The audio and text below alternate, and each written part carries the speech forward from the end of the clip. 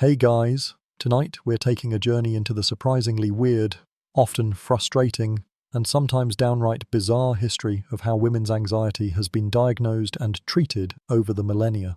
We're going to dim the lights on some of the strangest historical footnotes you probably never learned in school, from ancient Egyptian fumigation rituals to the invention of the vibrator as a medical device. You're going to hear things so wild, you'll probably feel your own anxiety levels spike. And you probably won't survive this entire journey without falling asleep, which is the whole point, right? So, before you get comfortable, take a moment to like the video and subscribe, but only if you genuinely enjoy what I do here, and if you're up for it, drop a comment with your city and the time. It's always so wild to see where everyone is tuning in from. Now, dim the lights, maybe turn on a fan for that soft background hum, and let's ease into tonight's journey together. Now, imagine you're in ancient Greece. The year is, let's say, the 5th century BC. The air is warm and smells of olive oil and dust. You're a woman, and you've been feeling off. Your mind races, your heart pounds, you're irritable, restless, and can't seem to settle down. You go to a physician, perhaps one of the students of the great Hippocrates himself. He listens to your symptoms, nods sagely, and gives you a diagnosis that sounds completely unhinged to our modern ears. Your uterus is wandering. Yes, you heard that right. The most common and influential medical theory of the time for women's ailments was that the uterus, a separate, sentient, and very bored organ, was roaming around your body, causing chaos.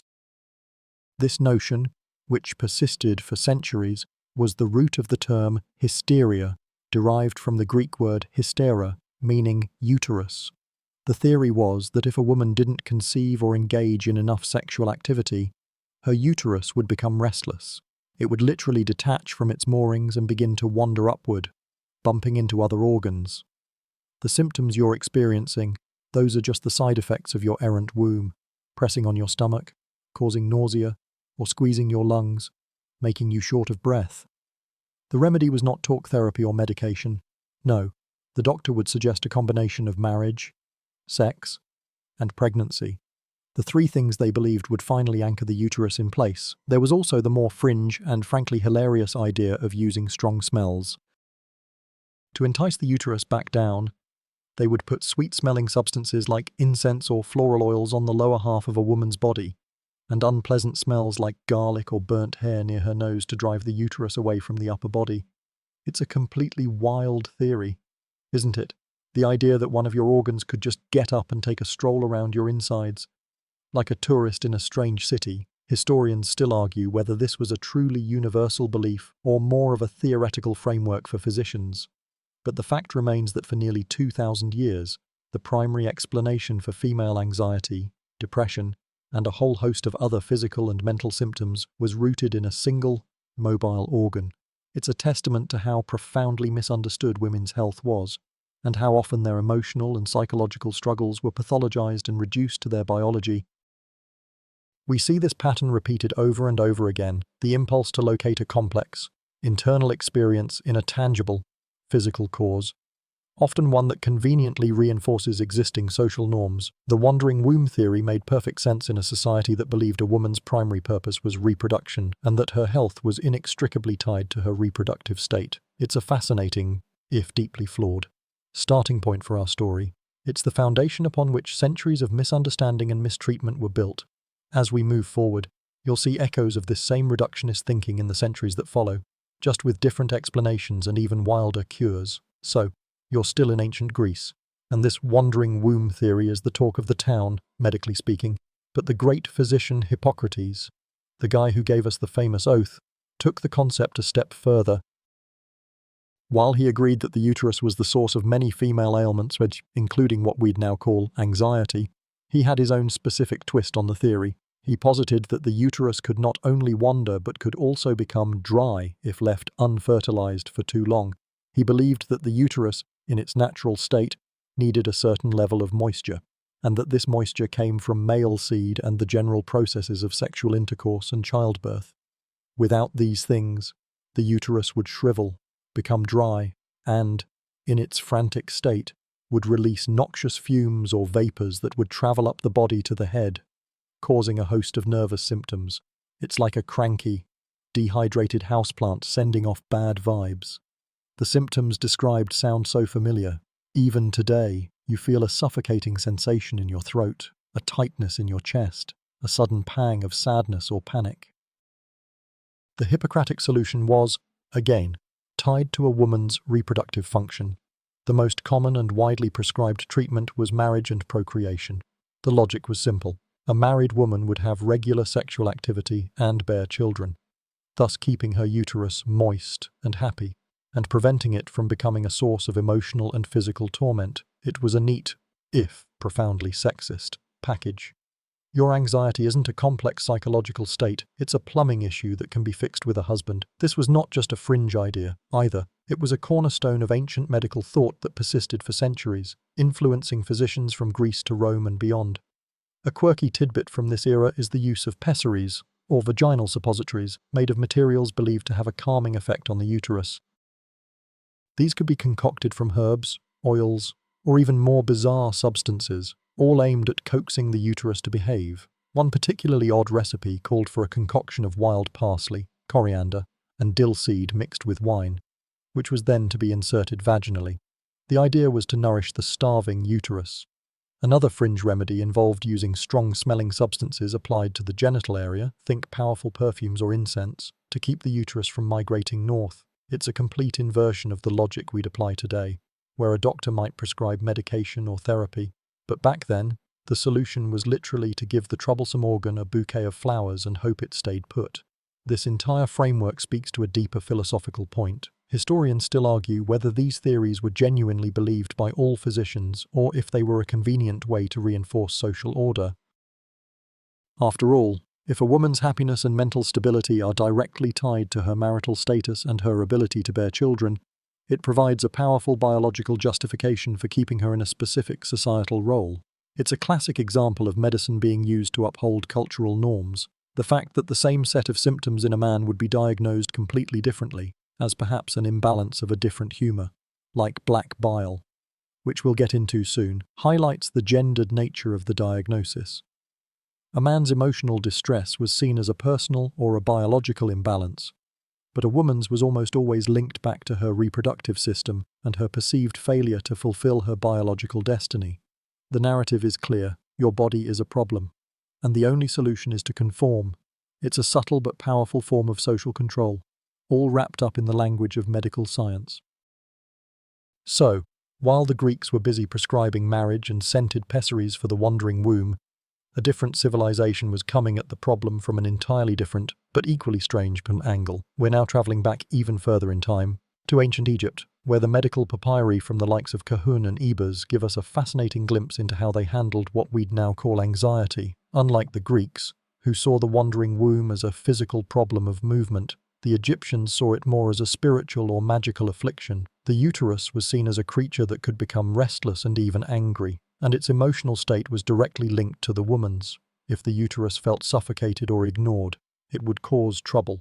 The solution? A blend of herbal remedies, strange rituals, and a very liberal use of strong smells. For a woman suffering from anxiety, a common treatment was to fumigate her with powerful aromas. This wasn't about luring the uterus back into place, as the Greeks would later suggest, but about coaxing it, or in some cases, scaring it into submission. A popular remedy involved fumigating the woman with a mix of frankincense and other strong-smelling resins from below, while at the same time holding a more pleasant scent, like oil of roses, near her nose.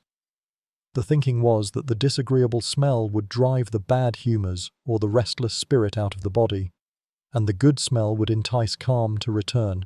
It's a beautifully absurd piece of logic, isn't it? The idea that you could literally smoke out your mental distress, a quirky, but not entirely uncommon, fringe tidbit from this era involved the use of crocodile dung. Yeah, you heard that right. It was a common ingredient in a number of ancient Egyptian remedies, including those for a restless uterus. It was often mixed with other substances and used in various topical applications or fumigation rituals. Its pungent smell believed to have a powerful effect on the errant organ. This kind of magical thinking was completely entwined with their medical practices, and it highlights how little they understood about the brain and its function. Instead of looking for a psychological cause, they defaulted to spiritual and mystical explanations. Historians still argue whether these practices were more about the placebo effect or a genuine belief in their efficacy. It's likely a bit of both. The ritual itself, the presence of a healer, and the use of exotic materials would have been reassuring to the person suffering. The act of doing something, anything, to address the problem would have provided a sense of control.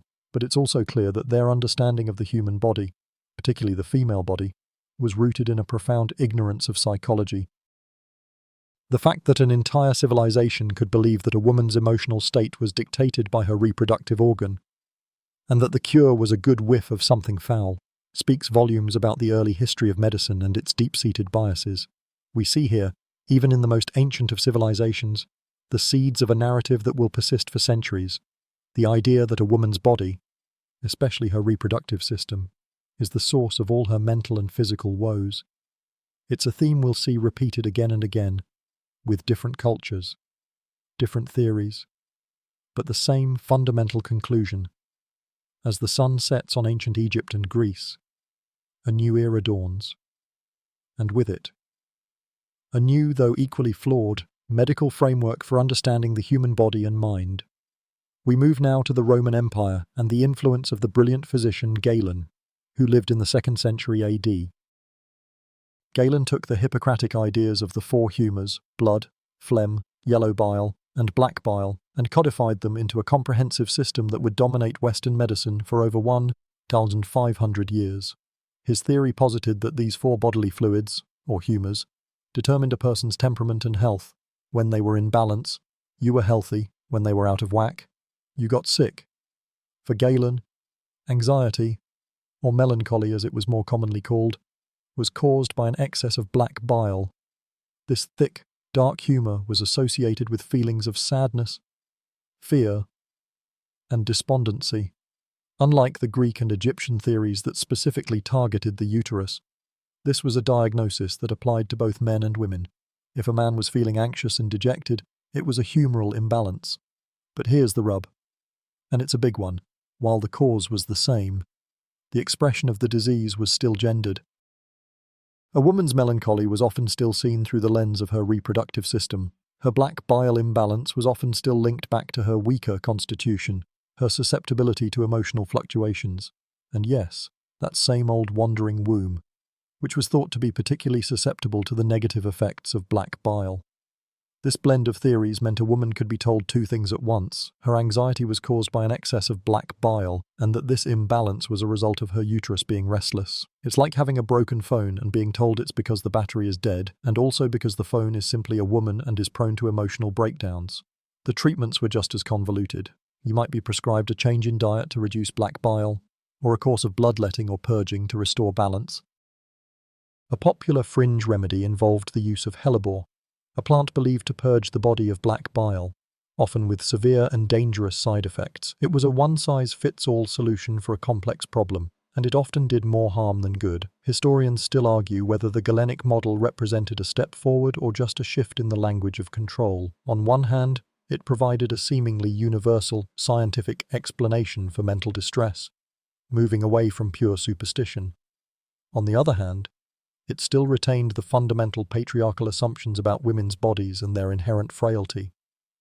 The fact that melancholy in a man might be seen as a sign of intellectual depth and sensitivity, think of the brooding artist or philosopher, while the same symptoms in a woman were just a sign of her hysterical nature, speaks volumes. The underlying assumption was that women's bodies were perpetually on the brink of chaos, and their minds were simply along for the ride. This humoral theory, with all its nuances and contradictions, laid the groundwork for how we would continue to think about mental and physical health for the next millennium and beyond. The idea that a woman's anxiety was a unique, female affliction became more deeply entrenched than ever. As the sun sets on the classical world and the Roman Empire wanes, a new power begins to rise, bringing with it a completely different framework for understanding a woman's inner turmoil, the Church. We are now in the Middle Ages, and the concept of the wandering womb and humoral imbalances is beginning to give way to something far more sinister. For centuries, the Church had a deeply ambivalent relationship with women, often portraying them as either Eve, the temptress, or Mary, the chaste mother. This duality meant that a woman's emotional and physical suffering was no longer seen as a medical problem but as a moral or spiritual one. Her anxiety, her melancholy, her fits of what we would now call panic, these were no longer caused by a restless uterus or an excess of black bile. They were caused by demonic possession or a pact with the devil. The shift is profound. A woman's anxiety is no longer just a physical inconvenience, it's a sign of a corrupted soul. The restless mind, the racing heart, the feelings of dread, these were interpreted as the whispers of demons, trying to lead her astray. The mainstream historical fact here is that this belief led directly to the rise of witch hunts, which reached their fever pitch in the 15th through 17th centuries. Millions of women were accused of witchcraft, and a surprising number of the symptoms cited by their accusers sound eerily like modern anxiety. A woman who was prone to fits of irrational behavior, who had sudden mood swings, or who was unusually quiet and withdrawn might be seen as a prime candidate for a spiritual interrogation. The treatment was no longer a medical one but a spiritual one, often involving exorcisms, prayers, and in many cases the brutal torture to extract a confession. A quirky and deeply unsettling fringe tidbit from this era is the belief in the devil's mark. It was thought that the devil would leave a physical mark on those who had made a pact with him, a spot that would be insensitive to pain. A common way to test for this was to prick the accused with a needle. A woman who, due to a nervous condition, was so agitated she didn't feel the prick or simply fainted from stress, could be taken as a sign of her guilt. It was a no-win situation. If she screamed in pain, she was a witch pretending to be human. If she didn't react, she was a witch for sure. This kind of flawed logic was pervasive and terrifying. Historians still argue whether the witch hunts were a result of genuine religious fervor, a way to exert social control over women who didn't conform, or a convenient way to get rid of unwanted members of a community. The truth is likely a combination of all three. What's undeniable is that this period represents a stark regression in the treatment of women's mental health. The notion of a physiological cause for their distress was almost completely abandoned in favor of a supernatural one. The power of the church and the fear of the devil created a new, far more dangerous narrative. It's a terrifying example of how cultural fears can be projected onto a specific group, and how something as common as anxiety can be pathologized into a life-threatening accusation. The journey we're on is getting darker, but it's important to understand how we got here to appreciate how far we've come. The witch hunts of the Middle Ages were certainly a dark time for women's mental health, but one book, more than any other, codified and amplified the idea that a woman's emotional and psychological state was tied to the devil. We're talking about the Malleus Maleficarum, or the Hammer of Witches, published in 1487 by two Dominican friars. This notorious text became the guidebook for witch hunters across Europe and, in many ways, solidified the link between female anxiety and demonic influence. It was a misogynistic masterpiece, dedicated to the idea that women were inherently more susceptible to the devil's temptations due to their carnal appetites and feeble minds. The book's logic was relentless and circular. If a woman was quiet, she was hiding her guilt. If she was outspoken, she was a witch. If she was suffering from what we now call anxiety, with its fits and tremors, it was a clear sign of her supernatural affliction. The Malleus Maleficarum didn't invent the idea of witchcraft, but it made it official. It provided a scholarly, legal, and theological framework for prosecuting women. A mainstream historical fact from this period is that the text was a bestseller. Second only to the Bible in some places, its influence was immense, leading to the torture and execution of tens of thousands of women. The book even laid out specific steps for identifying a witch, many of which were based on a complete misinterpretation of a woman's psychological state. For example, a woman who appeared to be in a trance or had a sudden, unexplainable fit, symptoms that could be caused by severe anxiety or a seizure disorder, were taken as undeniable proof of her communion with the devil. A quirky, but chilling, fringe tidbit from this era is the Malleus's assertion that a witch could render a man impotent. This belief was used to justify a woman's torture and death. If a man in the village was unable to perform, it was a woman's fault, and the book provided the blueprint for how to find her and punish her. This shows how deeply a woman's perceived power, or lack thereof, was intertwined with her emotional and psychological health.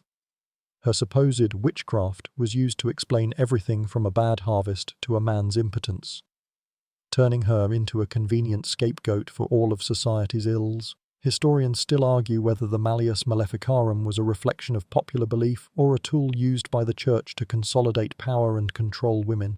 The fact that the Church initially disavowed the book, only to have its ideas become mainstream, suggests a complex interplay between religious doctrine, social fear, and a deep-seated fear of female autonomy. The Malleus is a testament to how far a society will go to pathologize a woman's natural emotional state, and how easily a complex medical issue can be rebranded as a sign of evil. It took centuries for us to move past this dark period, and even then, as we'll see, the fear of the hysterical woman never truly went away. It just changed its costume, with the fiery fervor of the witch hunts slowly fading. The narrative around women's emotional and psychological distress didn't disappear, it simply migrated across the ocean to the newly established colonies of America. We are now in the 17th and 18th centuries, a time dominated by the austere and rigid belief system of the Puritans. The Puritan view of female frailty was a more subdued, but no less damaging, evolution of the medieval ideas we just discussed.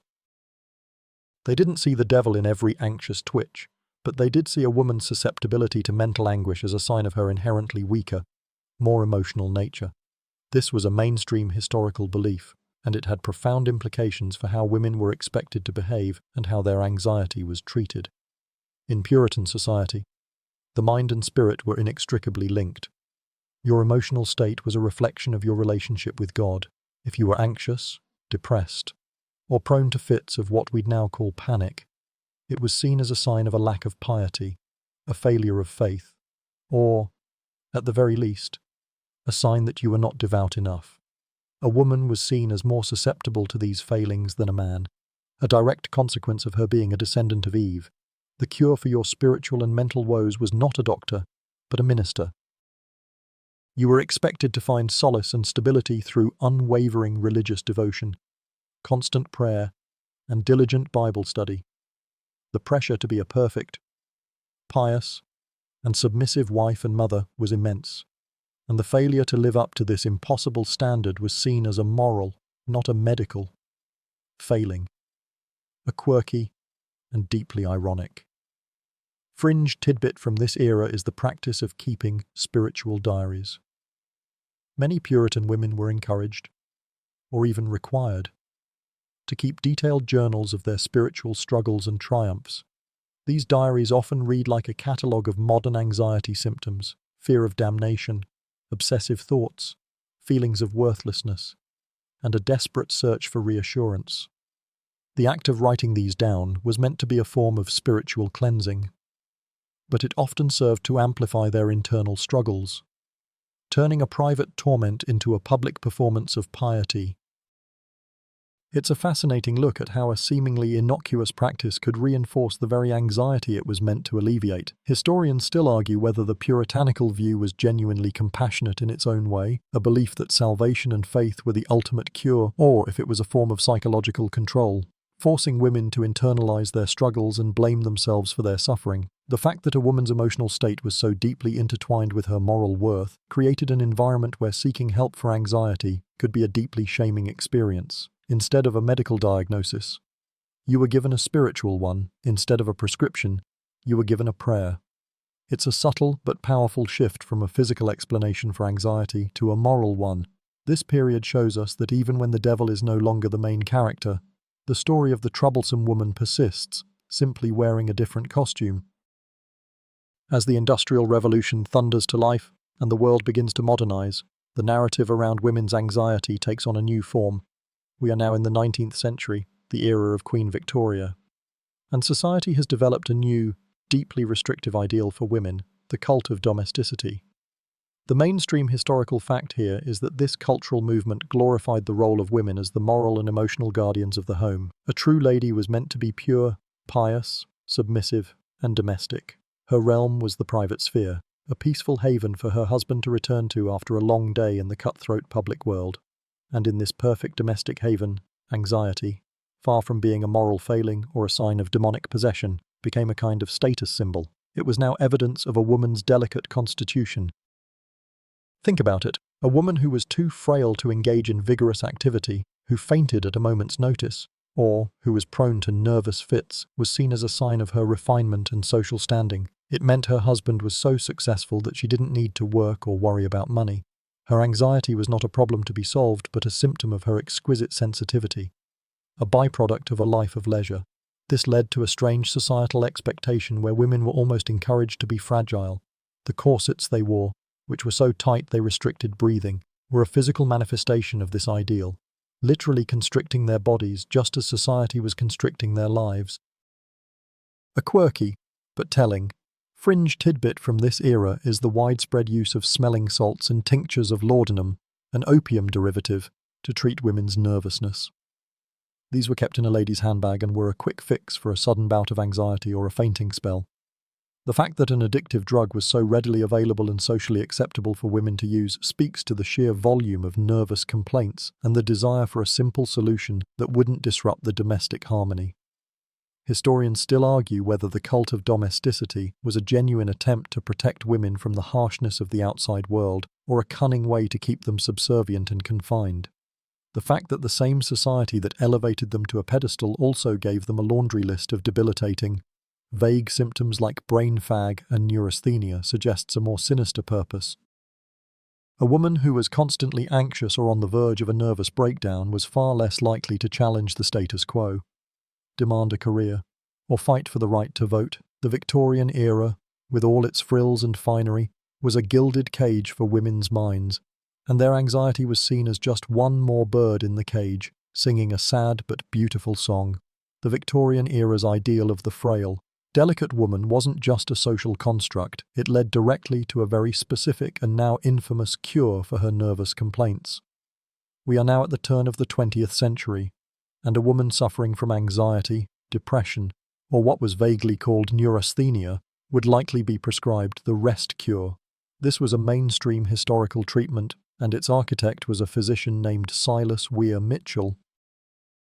He believed that women's nervous systems were simply too fragile to handle the demands of intellectual work and a modern life, and that the only way to heal was to completely remove all stimulation. The rest cure was his solution, and it was brutal in its simplicity. You would be isolated from your family and friends. You were not allowed to read, write, or even get out of bed. Your days were filled with forced inactivity, being fed a high-fat diet of milk and cream, and receiving daily massages and electrical stimulation to keep your muscles from atrophying. The idea was to bring you to a complete and total state of rest, to replenish the nervous energy that was supposedly depleted by overthinking or intellectual activity. The cure could last for weeks or even months. It was an incredibly dehumanizing experience, designed to infantilize the woman and reinforce the idea that her brain was too fragile to function.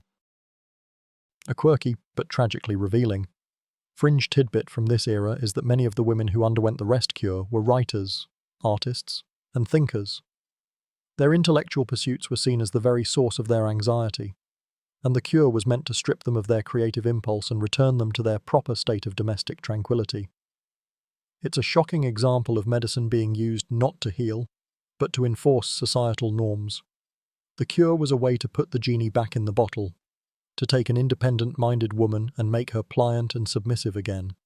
Historians still argue whether Weir Mitchell's intentions were genuinely to heal his patients or to simply control them. The fact that the rest cure was often prescribed to women who were pushing against the rigid social boundaries of the time suggests a deeply patriarchal motive.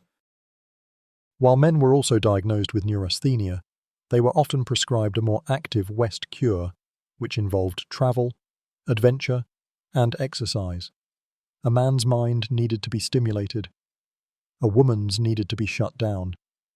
It's a chilling double standard that highlights how women's anxiety was not a medical problem to be solved, but a behavioral problem to be corrected. This sets the stage perfectly for our next section, which will explore one of the most powerful critiques of this very treatment, the rest cure. As you remember, was this terribly restrictive regimen of forced inactivity, and it was widely considered the gold standard for treating women's nervousness in the late 19th century. But one woman, a brilliant American writer and social reformer named Charlotte Perkins Gilman, turned her own traumatic experience with the rest cure into a powerful, enduring piece of literature. The Yellow Wallpaper is a mainstream historical short story, published in 1892, and it serves as a chilling, first-person account of a woman undergoing this very treatment. The story is told through the secret journal entries of a woman whose husband, a physician, prescribes the rest cure for her temporary nervous depression. He forbids her from working or writing, and confines her to a former nursery with ugly, peeling yellow wallpaper. The story chronicles her descent into madness as she becomes obsessed with the wallpaper, convinced that a woman is trapped behind its pattern and is trying to get out.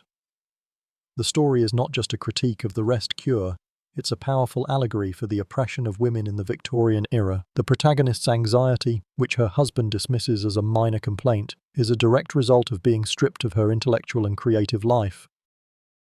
Her mind, her only escape, is what society fears and tries to control. The wallpaper itself becomes a symbol of the suffocating domestic sphere she is trapped in.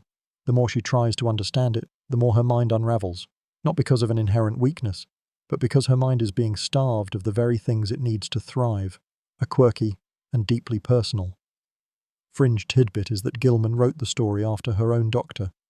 Silas Weir Mitchell, the very guy who invented the rest cure, remember him from the last section, prescribed her the exact same treatment. He told her to live as domestic a life as possible, never write a word again, and rest for the rest of her life. She famously ignored his advice and wrote The Yellow Wallpaper as a warning to others. She called his treatment a nerve-wrecking experience, and her subsequent defiance a turning point in her life. Historians still argue whether the story is a fictionalized account of mental illness or a deliberate critique of a medical system designed to control women. The fact that the protagonist's madness is a direct and logical reaction to her circumstances suggests the latter. She isn't crazy. She's being driven crazy by her environment and the paternalistic medical system that refuses to acknowledge her suffering as legitimate. This story was a radical act of defiance, a way for one woman to scream, "I am not crazy, and this treatment is making me sick." It's a chilling reminder that sometimes the cure is worse than the disease, and that a woman's anxiety is often a signal that her life is not working, not that she is broken. So, the rest cure was a complete failure for people like Charlotte Perkins Gilman, but it wasn't the only treatment for a nervous woman at the end of the 19th century. A much more popular, and equally bizarre, fad was sweeping the nation: hydrotherapy, or the water cure. This was a mainstream historical fact, and it was rooted in the belief that an agitated nervous system could be soothed and restored to health by the application of water. In all its forms, the treatment was widespread and prescribed for a variety of ailments, but it was particularly popular for women suffering from anxiety, or nerves. The process was not a relaxing spa day. A typical hydrotherapy regimen might include being wrapped in cold, wet sheets until a feverish heat was induced, or a series of what they called Scotch douches, a blast of alternating hot and cold water aimed at your spine. A particularly jarring treatment was a prolonged sitz bath, where you were made to sit in a tub of cold water for an extended period, sometimes for an hour or more. The idea was that the shock of the cold water would tonify the nervous system, bringing a frantic mind back into a state of equilibrium. It's hard to imagine anything more unsettling when you're already on edge. The philosophy was simple. A frantic mind was a hot mind, and water was the cooling agent. It was a physical and mental shock, a way to force the body and mind into submission, a quirky and deeply unsettling. Fringe tidbit is that the most famous hydrotherapy sanitarium, the Battle Creek Sanitarium run by John Harvey Kellogg, yes, the cereal guy, had a number of specific water treatments for female hysteria, including a vaginal douche with ice-cold water. The idea was to literally shock the uterus into a more docile state. A callback to the ancient Greek notion of the wandering womb. It's a bizarre mix of pseudo-scientific modernism and ancient, deeply misogynistic beliefs. Historians still argue whether hydrotherapy had any real benefit beyond the placebo effect. The fact that many of the women who underwent this treatment were from the upper classes suggests that it was a way to display wealth and leisure, much like the rest cure. The treatments were often expensive and time-consuming, a luxury for those who could afford to be sick. It's a chilling reminder that even in the face of incredible technological progress, the medical community's approach to women's anxiety was still rooted in a profound misunderstanding of their minds and an obsession with controlling their bodies. These bizarre water treatments paved the way for more scientific approaches. But the core idea, that a woman's body and mind were perpetually on the verge of chaos, remained a constant. While some physicians were dousing women in cold water, others were taking a more academic, and far more theatrical, approach to female anxiety. We are now in the late 19th century, and the center of the medical world for nervous disorders is Paris, at a place called the Salpêtrière Hospital. Here, the great neurologist Jean-Martin Charcot established the first major clinic dedicated to the study and treatment of hysteria. This was a groundbreaking, if deeply flawed, mainstream historical event. Charcot, unlike his predecessors, saw hysteria not as a moral or spiritual failing, but as a genuine neurological condition. He believed it was a disease of the nervous system, with specific, measurable symptoms. Charcot's clinic became the place where hysteria was literally put on display. He would admit women from all walks of life, many of them poor or working class, and would study their symptoms in a way that often felt more like a circus than a clinic. His lectures became famous, and doctors from all over Europe, including a young Sigmund Freud, would come to watch his patients perform their fits, their fainting spells, and their sudden paralysis. He would use hypnosis to induce and then cure their symptoms, believing that this proved their symptoms were real but rooted in the subconscious mind. His clinic was a kind of scientific theatre, where women's suffering was a spectacle, a quirky, but deeply disturbing. Fringe tidbit from this era is that some historians now believe that Charcot's patients, many of whom were poor and institutionalized, learned to perform the symptoms he was looking for. They were essentially actors in a grand medical drama, using their bodies to communicate what their words could not. The fits, the dramatic arches, the sudden paralysis, these may have been learned behaviors, a way to survive and get attention in a deeply oppressive environment. This idea, that a woman's hysteria was a performance, is a chilling echo of our earlier discussion about the social context of diagnosis.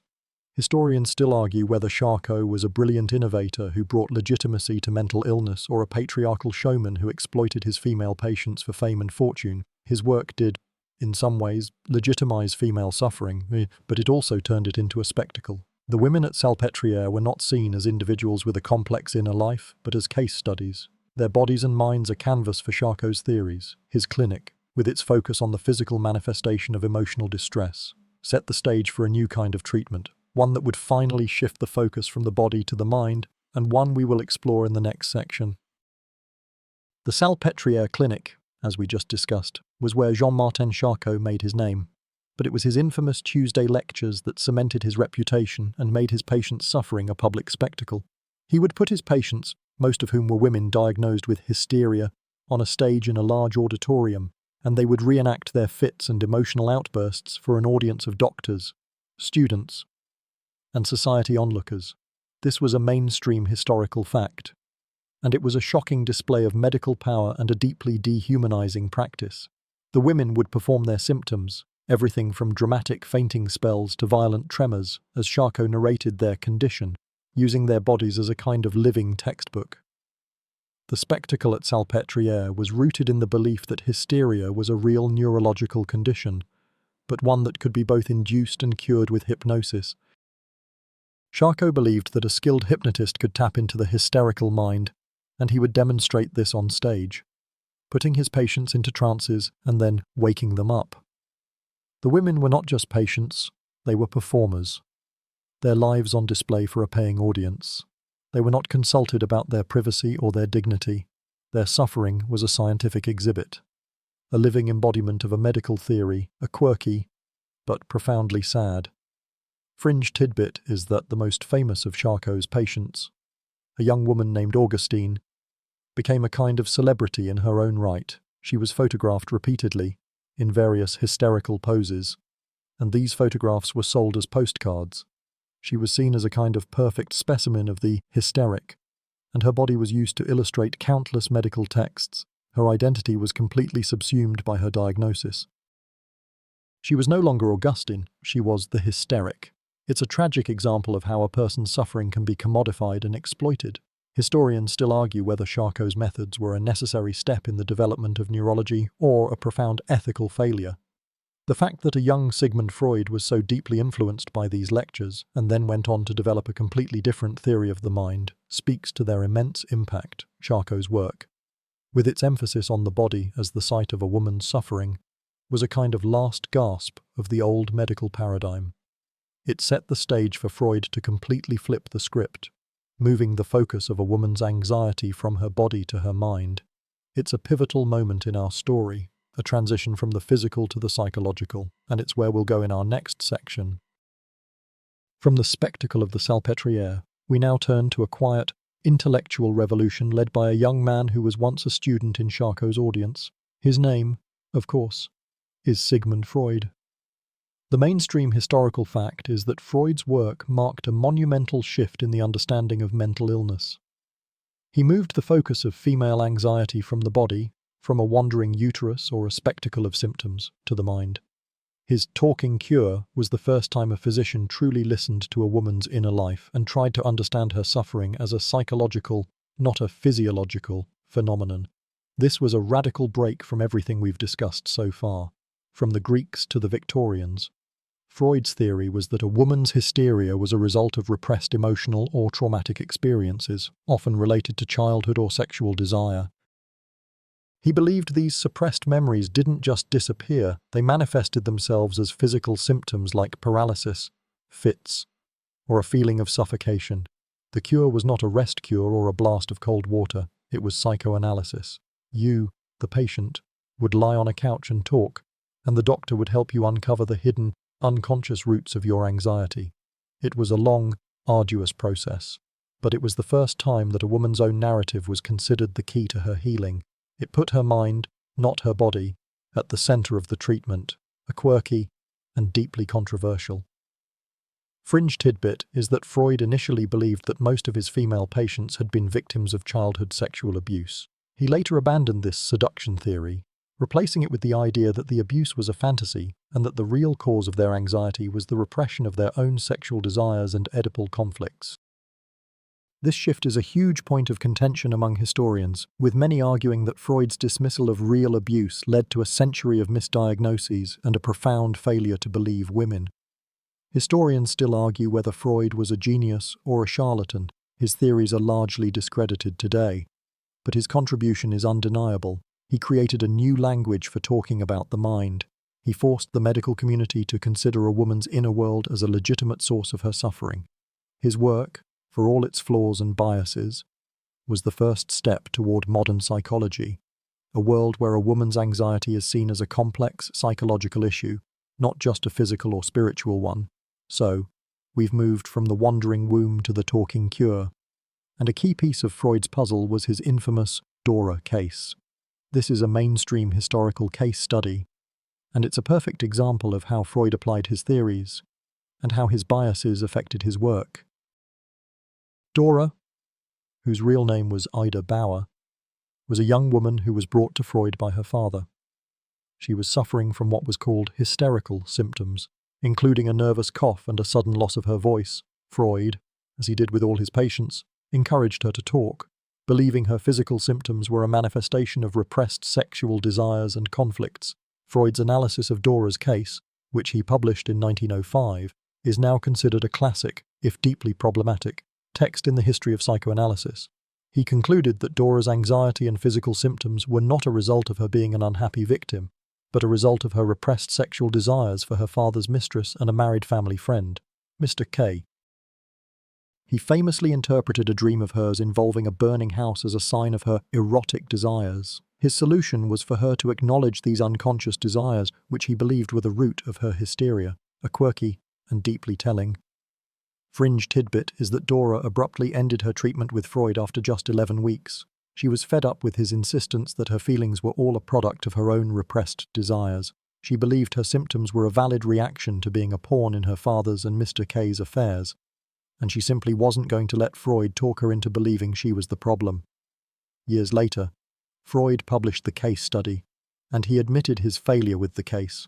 Dora was a rare case of a woman who stood up to the male medical authority and refused to accept his biased diagnosis. Historians still argue whether Freud's theories were a product of his time's societal norms or a reflection of his own personal misogyny. The Dora case, in particular, is a source of scholarly debate, with many feminists arguing that Freud's theories, which blamed a woman's mental distress on her own unconscious sexual urges, were a profound step backward. The fact that he could not conceive of a woman's symptoms as a logical reaction to being in a powerless and distressing situation speaks volumes. The legacy of the Dora case is a reminder that even when the language of treatment changes, the underlying biases can remain the same. If the talking cure was one response to the hysterical woman, a much more direct and frankly bizarre one was happening at the same time. We are now talking about the invention of the vibrator. This is a mainstream historical fact, and its origins are much less for pleasure and much more for medical treatment. Remember our old friend hysteria, that catch-all diagnosis for any woman who was anxious, irritable, or emotionally distressed. Well, in the 19th century, a common treatment for a woman suffering from hysteria was to induce a hysterical paroxysm, or what we now know as an orgasm. Physicians believed this would release the pent-up emotions and restore the woman's mental and physical health. The problem? It was a tedious and time-consuming process for a male doctor to perform this treatment manually. The demand was so great that physicians were getting what they called a wrist ache from the repetitive work. This led to a kind of technological arms race to invent a device that would do the job for them. The first patented electromechanical vibrator for medical use was invented in 1880 by Dr. Joseph Mortimer Granville. It was marketed as a vibratory massage device for treating nervous disorders. This was not a fringe device, it was a common tool in a doctor's bag and was often used in a medical setting. A quirky and darkly humorous fringe tidbit from this era is that the vibrator was widely marketed to women for home use, but not as a sexual aid. Instead, it was sold for nerve tonification and muscle relaxation. The euphemisms were necessary to get around the rigid Victorian sensibilities, but the real purpose was known to both the patient and the physician. It's a hilarious and deeply telling example of how medical technology was developed to solve a perceived problem with women's bodies. Historians still argue whether the medical vibrator was a genuine attempt to cure a mysterious disease or just a clever way to profit from a widespread but misunderstood condition. The fact that the diagnosis of hysteria disappeared from the medical literature a few decades after the vibrator became a mass-marketed product is a coincidence that's not lost on scholars. This period is a fascinating look at how a woman's suffering could be pathologized, commodified, and then, in a very strange way, democratized. It was a bizarre kind of a solution to a problem that was never really a problem in the first place, but a symptom of a society that didn't know how to handle female autonomy and emotion, with the invention of the vibrator and the rise of psychoanalysis. The term hysteria became a kind of runaway freight train in the medical community.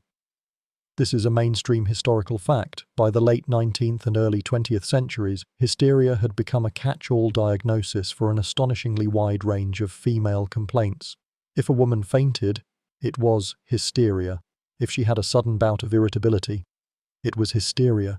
If she was feeling restless, had a headache, or was simply not conforming to the rigid social expectations of the time, a doctor could, and often would, slap a diagnosis of hysteria on her chart.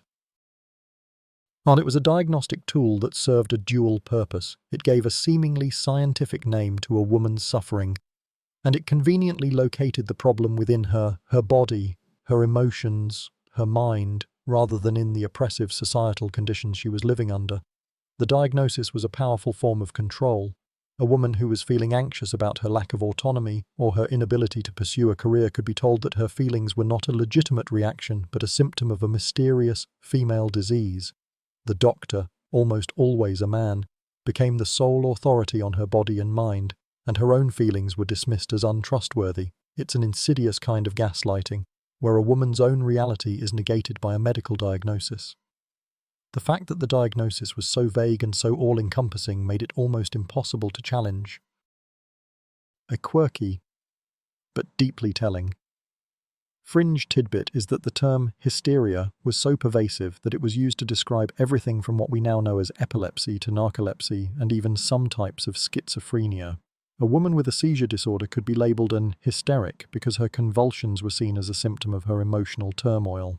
This shows how deeply the medical community was committed to a narrative that pathologized female experience, even when the evidence pointed to a different conclusion.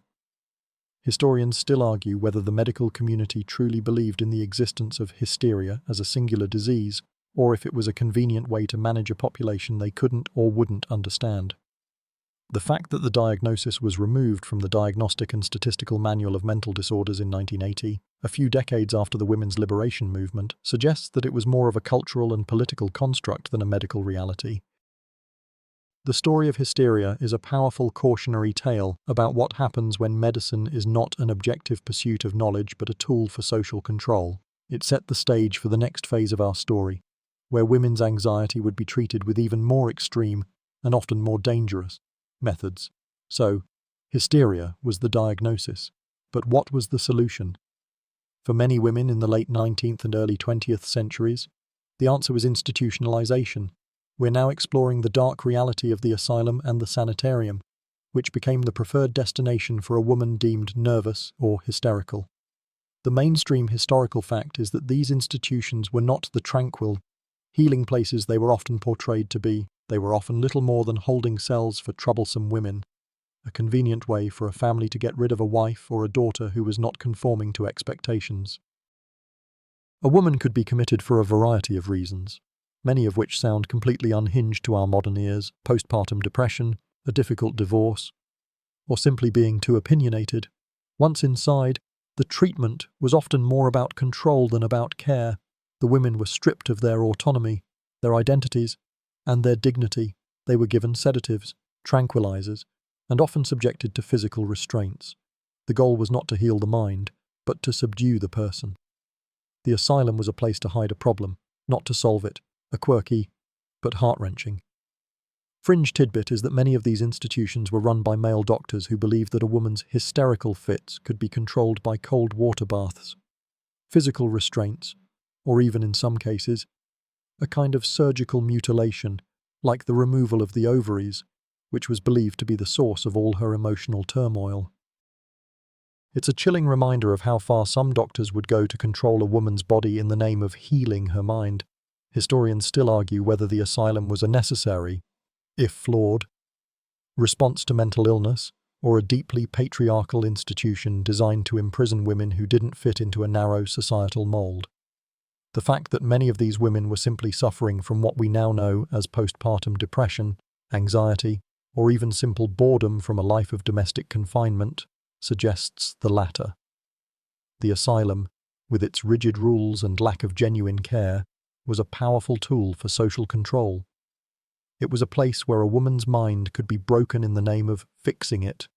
A bleak and unforgiving chapter in our story. The asylum, as you now know, was a grim reality for many anxious women, but the mid-20th century saw the rise of an even more extreme and barbaric cure. We are now talking about the lobotomy. This is a mainstream historical fact, and its widespread use is one of the darkest chapters in the history of medicine. A lobotomy was a form of psychosurgery that involved cutting the connections between the prefrontal cortex and the rest of the brain.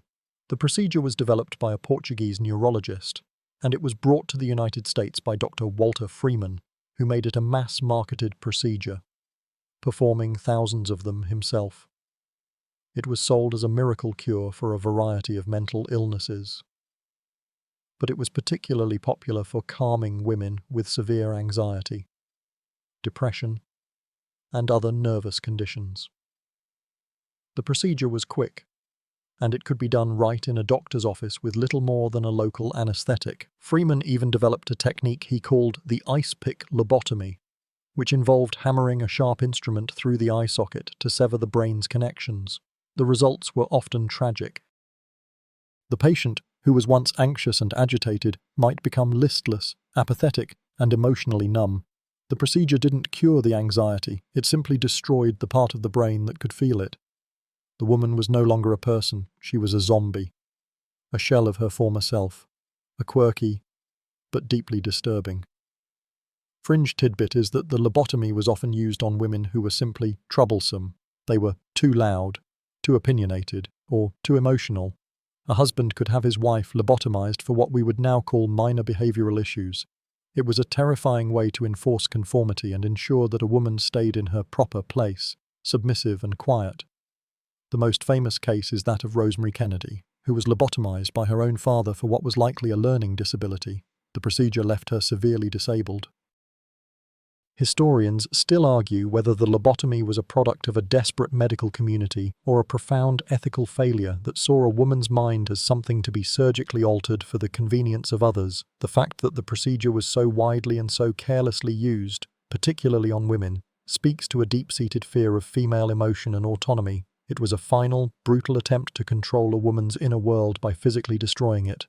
It's a chilling reminder of what can happen when medicine, unmoored from empathy and ethical guidelines, becomes a tool of social control. The lobotomy was a chilling and extreme answer to female anxiety, but thankfully, the mid-20th century also saw the rise of a new, much less invasive approach, medication. We're now in the 1950s, a time of suburban bliss and domestic conformity, and a mainstream historical fact is that the first anti-anxiety medications, or tranquilizers, were introduced. The most famous of these was a drug called Miltown, which was marketed as a way to take the edge off a stressed-out housewife. It promised to restore a sense of calm and happiness, without the stigma of a mental institution or the brutality of a lobotomy. Miltown was a massive success, but it was quickly overshadowed by its more famous successor, Valium, which was introduced in 1963. Valium was marketed to women as a solution to all their nervous complaints. From headaches and insomnia to general irritability, it became one of the most prescribed drugs in history, and it was so pervasive that it earned the nickname Mother's Little Helper. Famously immortalized in a Rolling Stones song, it was a chemical solution to a cultural problem, a way for women to quietly manage their anxiety without disrupting the domestic order. A quirky, but deeply telling, fringe tidbit is that doctors often prescribed Valium to women without ever asking them about the source of their anxiety.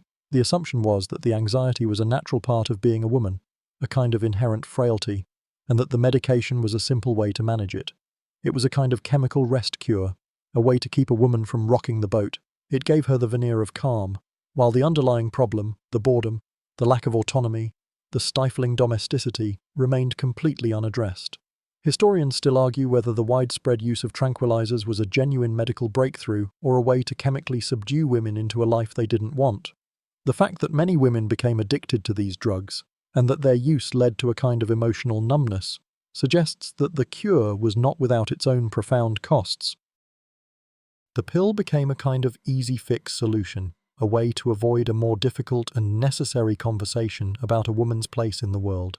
It was a chemical corset, a way to make her body and mind fit into a narrow, and often suffocating, mold. While the tranquilizers were the fashionable new fix, the dark realities of the asylum lingered. We are now in the mid-20th century, and the madhouse and sanitarium were still very much a part of the landscape of mental health treatment. The mainstream historical fact is that these institutions, which were often overcrowded and underfunded, were still the primary destination for women with severe mental and emotional distress. The promise of the tranquilizer was a new hope, but the reality for many was still a grim, institutional existence. The sanitarium, which sounds more appealing than asylum, was often marketed as a place of rest and quiet, but for many women, it was a place where their identities were stripped away. The women were often given a diagnosis of hysteria or neurasthenia and were treated with a mix of sedatives, forced inactivity, and often little to no talk therapy. The goal was to sedate them into submission, not to cure them. The women were seen as problems to be contained, not people to be healed, a quirky, but heartbreaking. Fringe tidbit is that the treatment in these asylums was often based on a kind of pseudo-scientific phrenology, a belief that a person's character could be determined by the shape of their skull. A woman who was deemed to be too emotional or irrational could be subjected to a number of bizarre and unproven therapies to correct her brain. It's a shocking example of how, even in a supposedly modern era, women's mental health was treated with a mix of outdated beliefs and outright cruelty. Historians still argue whether the sanitarium was a necessary evil or a profound human rights violation. The fact that many of the women who were committed were suffering from postpartum depression, or simply a lack of intellectual stimulation, suggests that the institutionalization was more of a societal solution than a medical one. It was a place to put women who were too difficult, too emotional, or too different. It's a sad chapter in our story, a reminder that the path to a better understanding of mental health is long and filled with a profound lack of empathy. As we enter the 1950s, the ideal of the American family is at its zenith. The men came home from the war, the suburbs bloomed, and women were expected to be perfect homemakers. This is where we encounter the housewife syndrome, a mainstream historical phenomenon of widespread anxiety and depression among suburban women. The mainstream historical fact is that this wasn't a formal medical diagnosis but a cultural one, a kind of collective malaise that was so common it became a kind of quiet, unspoken epidemic. The housewife syndrome was a direct result of the immense societal pressure on women to be perfect wives, mothers, and homemakers. They were expected to find complete fulfillment in domesticity, but for many, the reality was a life of emotional and intellectual confinement. Their days were a monotonous cycle of cleaning, cooking, and child-rearing, and their minds were starved of stimulation. The anxiety they felt was a completely logical reaction to an unnatural and unfulfilling life, a quirky but incredibly insightful. Fringe tidbit is that the problem was often diagnosed as a personal failing. A woman was told that she was not trying hard enough, that she should be grateful for her life, and that her anxiety was a sign of her weak character. The medical community often offered tranquilizers as the solution, but it was a way to treat the symptom without ever addressing the underlying cause. The woman was not sick, her life was sick. Historians still argue whether the housewife syndrome was a true mental health crisis or a profound cultural problem that was pathologized as one. The fact that the same symptoms in a man would be seen as a sign of stress from his career and not a failing of his character speaks volumes. It was a deeply gendered problem, a kind of quiet rebellion that was so widespread it couldn't be ignored. The housewife syndrome was a powder keg, and in the next section, we'll see how it ignited a revolution. The pervasive housewife's syndrome of the 1950s was a problem without a name, a quiet desperation that was felt by millions of women but was rarely, if ever, spoken about. That all changed in 1963 with the publication of Betty Friedan's The Feminine Mystique. This is a mainstream historical fact, and its impact was immediate and profound. Friedan, a journalist, had set out to write an article about her former college classmates, and what she discovered was a kind of shared, universal misery. She found that the women who had everything, a husband, a family, a beautiful home in the suburbs, were still deeply unfulfilled and anxious. Her book gave a name to this problem that has no name, and it helped launch the second-wave feminist movement. Friedan's book was a powerful critique of the cult of domesticity, the idea that a woman's sole purpose was to be a wife and mother. She argued that this societal ideal was suffocating women's intellectual and creative potential, and that their anxiety and depression were a completely logical reaction to their lives of confinement. The book was a sensation, and it was the first time that a woman's anxiety was framed as a societal rather than a personal problem. It shifted the conversation from "what's wrong with me" to "what's wrong with this world," a quirky but incredibly insightful. Fringe tidbit is that Friedan was initially criticized by some for focusing too much on the problems of white, middle-class women. This led to a more nuanced discussion within the feminist movement about the intersection of race, class, and gender. But the core message, that a woman's anxiety is often a reaction to a lack of autonomy and opportunity, remained a powerful force. Historians still argue whether the feminine mystique was the cause of the feminist movement or a symptom of a cultural shift that was already underway. The fact is, the book was a lightning rod, a kind of collective permission slip for women to acknowledge their unhappiness and to begin to fight for something more. It was a pivotal moment in our story, a transition from a private struggle to a public revolution, where a woman's anxiety became a political issue, not just a medical one. It set the stage for women to fight for a new kind of freedom, one that would hopefully lead to a new kind of peace. As the women's liberation movement gained steam, women began to fight for control over their own bodies, and a key part of that was the right to choose when and if to have children. This led to the widespread use of birth control and other forms of contraception. But as a new wave of reproductive freedom dawned, a dark and often ignored chapter of our story began. We are now in the 1970s, and we're talking about the Dalkon Shield, a specific brand of IUD intrauterine device. This is a mainstream historical fact. The Dalkon Shield was marketed as a safe and effective birth control option, and it was used by millions of women around the world, but it was fatally flawed, and it caused a wave of health problems, anxiety, and even death. The problem with the Dalkon Shield was its unique multi-filament string. Unlike a single-strand IUD, the Dalkon Shield string acted like a wick, drawing bacteria from the vagina up into the uterus, causing severe infections, pelvic inflammatory disease, and in many cases, infertility or death. A mainstream historical fact is that the company that made the Dalkon Shield, A.H. Robbins, knew about the problems but continued to market the device as safe and effective. And the cover-up led to a massive class action lawsuit and a profound sense of betrayal among women who had trusted the medical community. The anxiety this caused was immense. Women who had the device felt like they had a ticking time bomb inside them, and many had to undergo painful and traumatic surgeries to have it removed, a quirky and deeply unsettling fringe tidbit is that when women began to complain about the Dalkon Shield, the medical community initially dismissed their complaints as hysterical. They were told their pain was psychosomatic, a result of their own anxiety or emotional instability. This is a chilling echo of the past, where a woman's real, physical pain was pathologized as a mental or emotional failing. It took years of fighting, and thousands of injured women, for the company to admit its wrongdoing. Historians still argue whether the Dalkon Shield was a terrible mistake or a calculated act of corporate greed.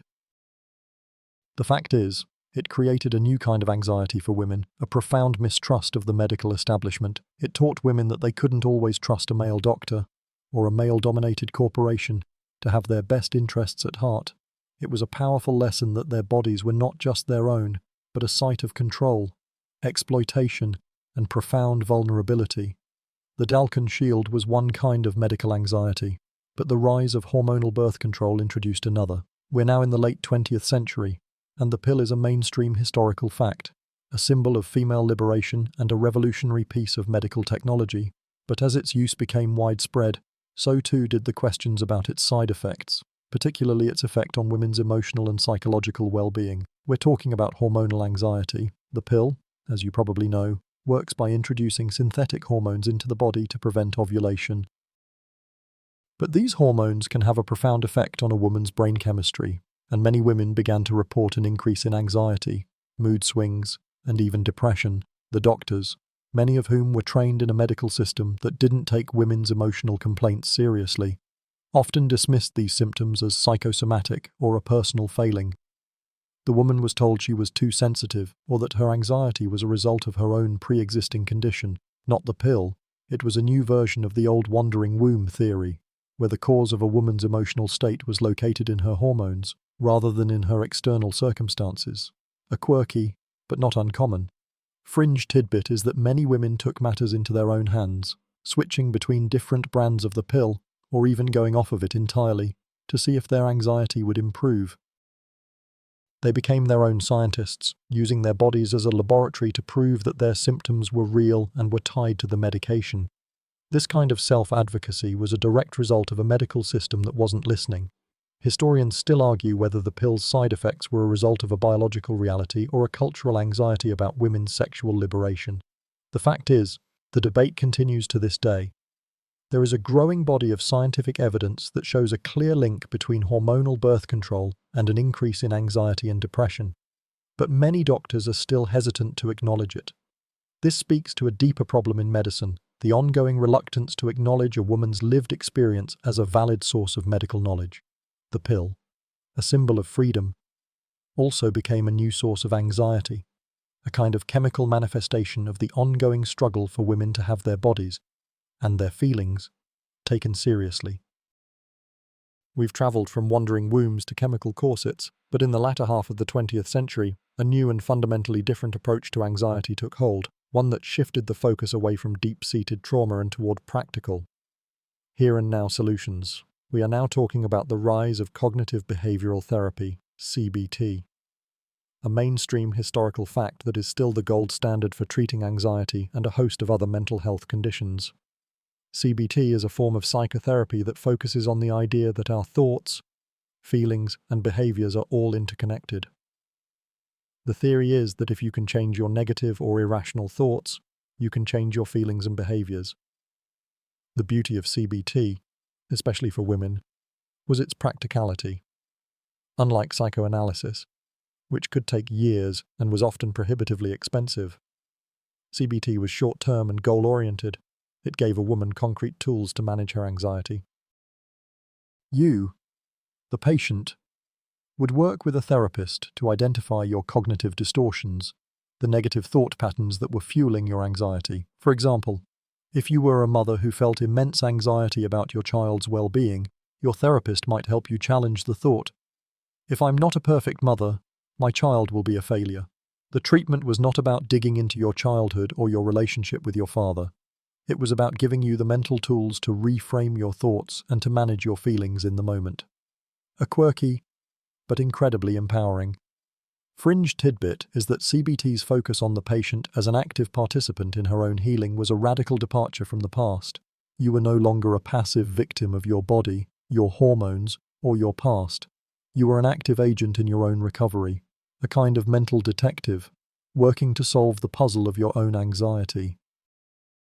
This was a profound shift from a system that had, for centuries, told women that their anxiety was something to be fixed by a male authority. Historians still argue whether CBT's emphasis on the individual is a profound form of empowerment or if it ignores the larger social and political conditions that cause a woman's anxiety in the first place.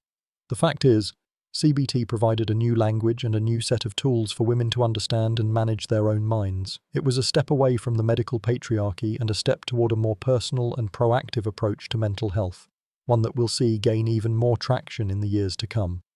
As we move into the 21st century, the sources of female anxiety have changed, and a new culprit has emerged. We are now talking about the profound impact of social media anxiety.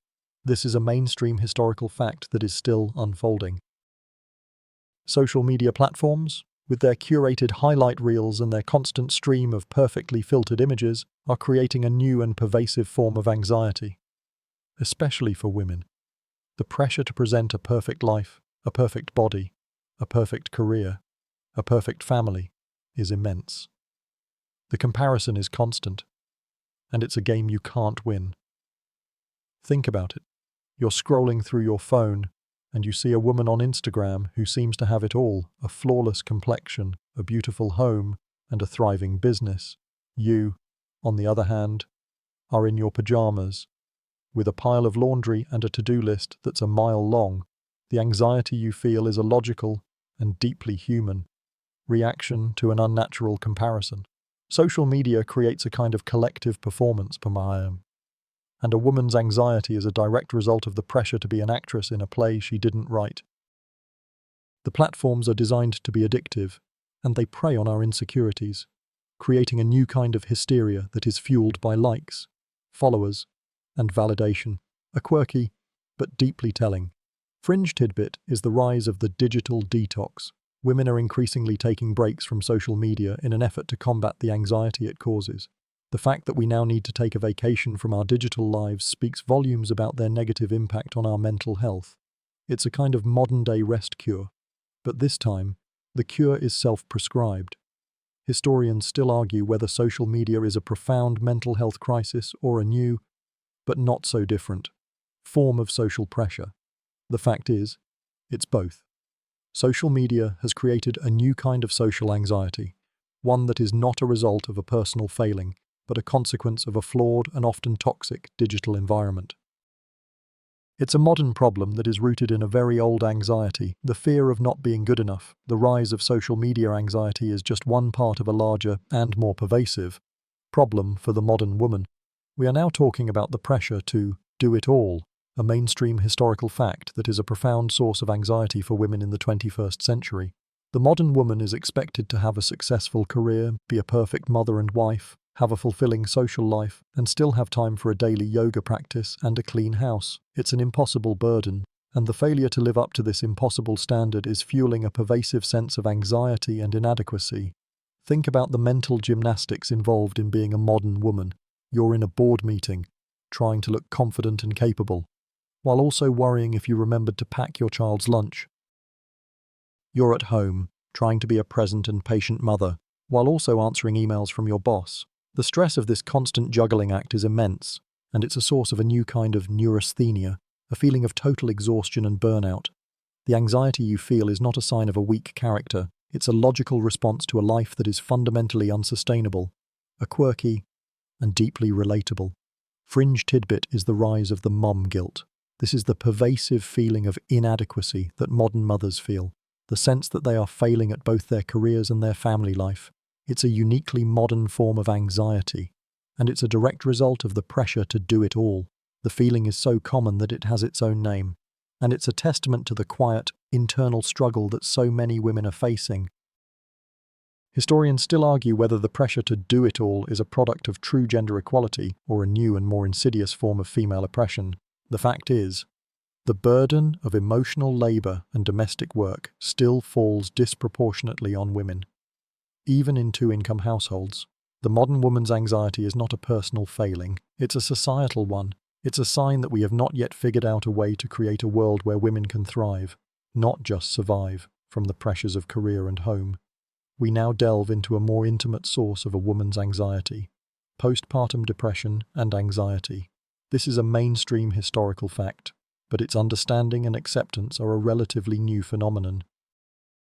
For centuries, a woman who felt sad, anxious, or overwhelmed after giving birth was dismissed as having the baby blues, or, in earlier eras, a return of her hysteria.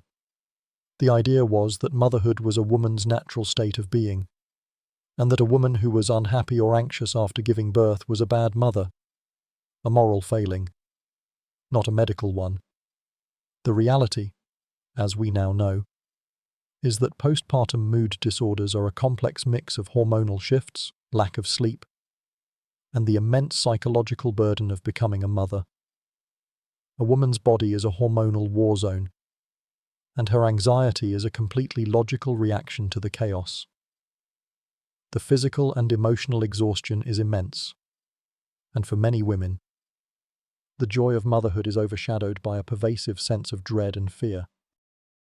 For centuries, this suffering was ignored and minimized, and women were left to suffer in silence, with the guilt and shame of their feelings compounding their anxiety, a quirky but incredibly important fringe tidbit is the rise of online support groups for women with postpartum depression and anxiety. These groups, which are often anonymous, provide a safe space for women to share their experiences and to realize that they are not alone. The fact that a woman would rather turn to a stranger on the internet than to her own doctor or family speaks volumes about the historical and ongoing stigma of this condition. Historians still argue whether the dismissal of postpartum mood disorders was a product of medical ignorance or a kind of societal conspiracy to enforce a strict ideal of motherhood. The fact is, it was a profound failure of empathy and a testament to how deeply a woman's emotional state was tied to her reproductive function. The fight to have postpartum depression and anxiety recognized as a legitimate medical condition was a long one, and it's a powerful reminder that a woman's suffering is only taken seriously when it's given a name, and when that name can be found in a medical textbook. From the profound anxiety of motherhood, we now move to a woman's later life, a time of immense physical and emotional change that has, for centuries, been dismissed by the medical community: menopause. This is a mainstream historical fact, but its link to anxiety is still a topic of contention and misunderstanding for centuries. A woman's emotional state during menopause, her irritability, her mood swings, her sudden feelings of dread were dismissed as a personal failing or a kind of natural, and therefore untreatable, emotional instability. She was no longer a young, fertile woman, and her emotional struggles were seen as a symptom of her declining biological usefulness. The medical community, which was and still is overwhelmingly male, has historically viewed menopause as a kind of silent, and often shameful, part of a woman's life. The hormonal shifts that occur during this time, which can have a profound effect on a woman's brain chemistry, were not seen as a medical issue but a personal one. A woman who was feeling anxious or depressed was told that she was just going through a phase or that her symptoms were psychosomatic. This is a chilling echo of the past, where a woman's physical symptoms were pathologized as a mental or emotional failing. It's an insidious kind of gaslighting, where a woman's lived experience is negated by a medical diagnosis. A quirky, but incredibly telling, Fringe tidbit is the rise of alternative therapies for menopause, from herbal remedies to acupuncture. The fact that so many women are turning to these unproven treatments speaks to the profound lack of trust they have in the mainstream medical community to treat their symptoms with respect and dignity. They are literally foraging for their own solutions, a kind of modern-day alchemical search for relief. Historians still argue whether the medical community's dismissal of menopause-related anxiety was a product of ignorance or a kind of subconscious, or even conscious, fear of the older woman. The fact that a man's hormonal changes in later life, often called andropause, are treated with far more seriousness and medical intervention speaks volumes about the double standard. The struggle for a woman to have her menopause-related anxiety taken seriously is a powerful reminder that the fight for medical equality is far from over. With a growing mistrust of the medical establishment, especially in its treatment of women's health, a new approach has gained immense popularity in the 21st century: holistic and alternative therapies. This is a mainstream historical fact, and it represents a profound shift in how women are seeking relief from their anxiety.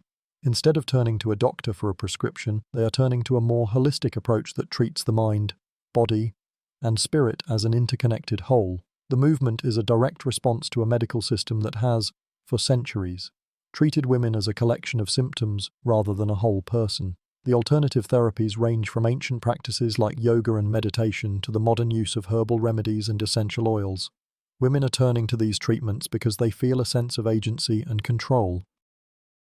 They are not a passive recipient of a medical treatment, they are an active participant in their own healing. A woman suffering from anxiety might turn to a daily meditation practice to calm her mind, or a yoga class to release the physical tension in her body. She might use essential oils to create a sense of calm in her home, or use herbal remedies to balance her hormones. The treatments may or may not be scientifically proven, but the act of taking control of her own health is, in and of itself, a powerful form of therapy, a quirky, but important. Fringe tidbit is the rise of the self-care industry, which has commodified and marketed these alternative therapies. A woman can now buy a $50 yoga mat, a $100 bottle of essential oils, and a $20 book on mindfulness. This has created a new kind of anxiety for some women, the pressure to buy the right products and to perform the right rituals. It's a kind of capitalist co-opting of a genuine movement towards self-healing. Historians still argue whether the rise of alternative therapies is a profound step forward for women's health or a new, and more subtle, form of consumerism. The fact is, it's both. The movement is a testament to the fact that women are no longer willing to be silenced or dismissed by a medical system that doesn't serve them. It's a kind of quiet rebellion, a way for women to take their healing into their own hands. From the rise of alternative therapies, we now see a new and more insidious development: the wellness industry. This is a mainstream historical fact, and it's a multi-billion-dollar industry that markets products and services specifically to anxious women. The industry, which is a kind of capitalist version of the holistic movement, preys on a woman's anxieties and offers a quick fix for a complex problem. The message is simple: you're not well because you're not buying the right things. The wellness industry sells everything from detox teas and jade rollers to expensive supplements and workout classes. The message is always the same: if you just spend a little more money on yourself, you can finally find peace. It's a kind of modern-day snake oil, a marketing strategy that sells the illusion of control. A woman who is anxious about her body is sold a detox tea. A woman who is anxious about her career is sold a gratitude journal. The industry is selling a solution to a problem that it also helps to create, a quirky but deeply cynical. Fringe tidbit is the rise of the influencer who sells the wellness lifestyle. These women, who are often paid by the companies they promote, create a kind of aspirational anxiety. They show you their perfect morning routine, their perfect workout, and their perfect diet, and they make you feel like your anxiety is a sign of your own failure to do these things. It's a kind of modern-day rest cure, where the cure is to perform a kind of perfect and perfectly curated life. Historians still argue whether the wellness industry is a genuine force for good or a new and more subtle form of female exploitation. The fact is, it's a profound manifestation of a long-standing pattern. When a woman's suffering is not taken seriously by the medical community, It is often co-opted and commodified by the marketplace. It's a sad and ironic chapter in our story, a reminder that even when we are trying to heal, we can still be a target for exploitation. From the commodification of wellness, we now turn to a long and painful struggle for medical recognition. We are talking about the fight for conditions like endometriosis and fibromyalgia to be taken seriously by the medical community. This is a mainstream historical fact, and it's a profound manifestation of the historical tendency to dismiss women's pain as hysteria. For decades, women who were suffering from these debilitating conditions were told that their pain was all in their head, a result of their anxiety or a psychosomatic illness. Their symptoms were not seen as a biological reality, but as a psychological failing. Endometriosis, a condition where tissue similar to the lining of the uterus grows outside of the uterus, can cause immense and chronic pain. But for decades, women were told their pain was a normal part of being a woman, or that they were just being dramatic. It takes, on average, 10 years for a woman to be diagnosed with endometriosis, a fact that speaks volumes about the medical community's historical and ongoing dismissal of female pain. The same is true for fibromyalgia, a condition that causes chronic, widespread pain. Women who were suffering from it were told that their pain was a symptom of their own anxiety and that they needed to get over it. The pain was not seen as real. It was a symptom of their hysterical nature, a quirky but deeply moving fringe tidbit is the rise of grassroots support groups for women with these conditions. These women, who were let down by the medical system, turned to each other for support, validation, and information. They became their own advocates, sharing information about doctors, treatments, and coping mechanisms. The fact that a group of women on the internet could provide more relief than a doctor speaks volumes about the profound lack of empathy in the mainstream medical community. Historians still argue whether the medical community's dismissal of these conditions was a product of ignorance or a kind of patriarchal bias. The fact is, it's a bit of both. The historical bias against believing a woman's pain, a bias that we have seen throughout this journey, led to decades of misdiagnoses and profound suffering. The fight for these conditions to be taken seriously is a powerful reminder that a woman's body is still, in many ways, a battleground for medical recognition.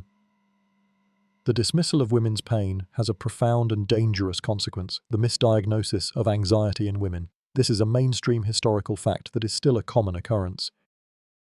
A woman goes to the doctor with a number of physical symptoms: a racing heart, shortness of breath, stomach pains, and she is often given a diagnosis of anxiety. The doctor, who has been trained in a medical system that is quick to pathologize a woman's emotional state, jumps to the conclusion that her symptoms are a result of stress and not a sign of a more serious medical condition. The problem is that a number of serious medical conditions, from heart disease to autoimmune disorders, can manifest with symptoms that look a lot like anxiety. A woman having a heart attack might not have the classic symptoms of a man, chest pain and arm pain, but might instead feel a sense of dread, shortness of breath, and a racing heart. A doctor, trained to look for the male-centric symptoms of a heart attack, might dismiss her complaints as panic attacks and send her home. This is a profound and dangerous failure of the medical system, and it has led to countless misdiagnoses and, in some cases, death. A quirky, but incredibly telling, fringe tidbit is the rise of women's health clinics that specialize in women's pain and symptoms. These clinics, which are often run by women, are a direct response to a medical system that is not listening. They are a kind of sanctuary, a place where a woman can go and know that her pain will be taken seriously. Historians still argue whether the misdiagnosis of anxiety in women is a product of ignorance or a profound medical bias. The fact is, it's both. The historical tendency to view a woman's anxiety as the root cause of all her problems has led to a medical system that is quick to dismiss her physical symptoms. It's a kind of modern-day hysteria diagnosis, where a woman's suffering is pathologized and ignored, and her real pain is left to fester. The misdiagnosis of anxiety is a direct result of a deeper, more systemic problem, the gender data gap in medicine. This is a mainstream historical fact, and it's a profound failure of the scientific community. For centuries, medical research was conducted almost exclusively on male subjects. The male body was seen as the default, and the female body was seen as a kind of deviation from the norm. This has led to a profound lack of understanding of how diseases and medications affect women. The information we have on everything from heart disease to drug dosages is often based on research that was conducted on men. Think about the consequences of this. A woman is prescribed a medication that was tested on a man. The dosage, the side effects, and the efficacy of the drug are all based on a male body. The result is that a woman can suffer from side effects that were never discovered in the clinical trials, or the drug might simply not work for her. This has created a kind of medical guessing game, where a woman's health is a kind of experiment. Her anxiety, her pain, and her physical symptoms are a kind of uncharted territory for a medical community that has historically ignored her. A quirky, but deeply infuriating fringe tidbit is the fact that even today, many medical schools and scientific research programs are still focused on the male body. The fact that we have to fight for a new kind of medical research that includes women is a testament to how deeply ingrained this bias is. Historians still argue whether the gender data gap was a product of negligence or a kind of patriarchal bias that saw women's health as less important. The fact is, it's a kind of quiet violence, a way of ignoring a population that you don't understand, and a way of making her suffering invisible.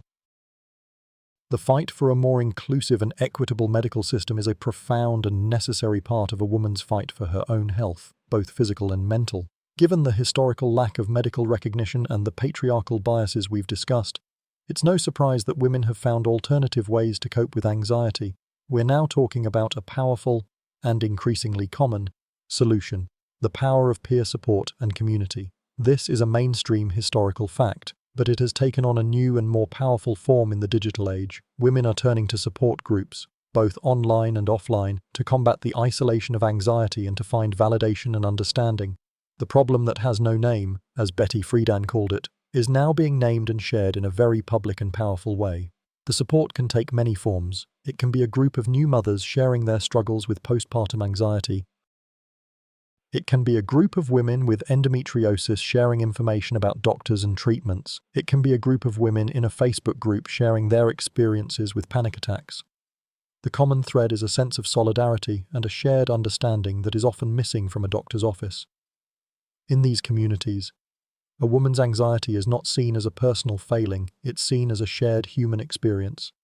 The simple act of saying, "Me too," is a profound form of healing. A quirky, but incredibly telling fringe tidbit is the use of humor and memes in these online communities. Women are using humor to cope with their anxiety, and the shared jokes and relatable content are a powerful way to build community and to combat the stigma of mental health. The fact that a woman can feel a sense of relief by seeing a funny meme about anxiety speaks volumes about the power of shared experience. Historians still argue whether these communities are a replacement for professional medical care or a necessary supplement. The fact is, they are both. They are a kind of underground medical system, a place where a woman can get the validation and support that she is often denied in a formal medical setting. The rise of these communities is a powerful testament to a woman's resilience and her ability to find healing, even in a world that is not designed for her. From the power of community, we now move to the intersection of technology and female health. We are talking about the rise of femtech and the popularity of period tracking apps. This is a mainstream historical fact, and it represents a profound and empowering shift in how women are understanding their bodies and their mental health.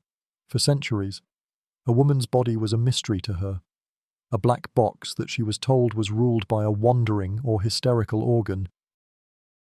Now, with a simple app on her phone, she can track her cycle, her moods, and her symptoms. And she can finally begin to understand the complex interplay between her hormones and her anxiety. The apps are a kind of personal medical diary, a tool for a woman to collect data on her own body. A woman with anxiety can track her mood and her symptoms throughout her cycle and can begin to see a pattern. She might notice that her anxiety is worse during a certain phase of her cycle, and she can use that information to prepare herself or to seek help. This is a profound form of empowerment, a way for a woman to take control of her own health and to become an expert on her own body, a quirky but incredibly important fringe tidbit is that these apps are not just for women, they are now being used in medical research to better understand the link between hormones and anxiety. The data that millions of women are collecting is now being used to create a new kind of medical knowledge, one that is based on the lived experience of women, not just on male-centric research. Historians still argue whether these apps are a genuine step forward for women's health or a new and more subtle way of monetizing a woman's body. The fact is, they are a powerful tool for self-advocacy and a profound step toward a new kind of medical knowledge. They are a way for a woman to finally have a say in her own health, a way to move from being a patient to being a partner in her own healing. While the technological advancements are a step forward, a dark and often ignored source of female anxiety remains. We are talking about the profound impact of childbirth and trauma. This is a mainstream historical fact, and its link to anxiety and PTSD is only recently being acknowledged by the medical community. For centuries, a woman was told that childbirth was a beautiful, natural part of life, and that a woman who found it traumatic was simply being dramatic or weak. Her suffering was dismissed, and her anxiety was ignored. The reality, as we now know, is that childbirth can be a deeply traumatic experience, leading to long-term anxiety and even PTSD. The fear of death, the physical pain, the feeling of powerlessness, and the medical interventions can all contribute to a profound sense of trauma. A woman who is suffering from postpartum anxiety or PTSD might feel a deep sense of guilt and shame, a feeling that she should be happy and grateful, but instead is filled with dread and fear. Her anxiety is a logical response to a profound and often unacknowledged trauma, a quirky but deeply moving fringe tidbit is the rise of birth doulas and other birth advocates. These women are a direct response to a medical system that is not listening. They are a kind of human shield, a way for a woman to advocate for her own needs and to have her birth experience be a source of empowerment, not trauma. They are a powerful and necessary antidote to a medical system that has, for centuries, treated women's bodies as a site of medical intervention, not a source of strength. Historians still argue whether the medicalization of childbirth was a necessary step for safety or a profound ethical failure that stripped women of their agency.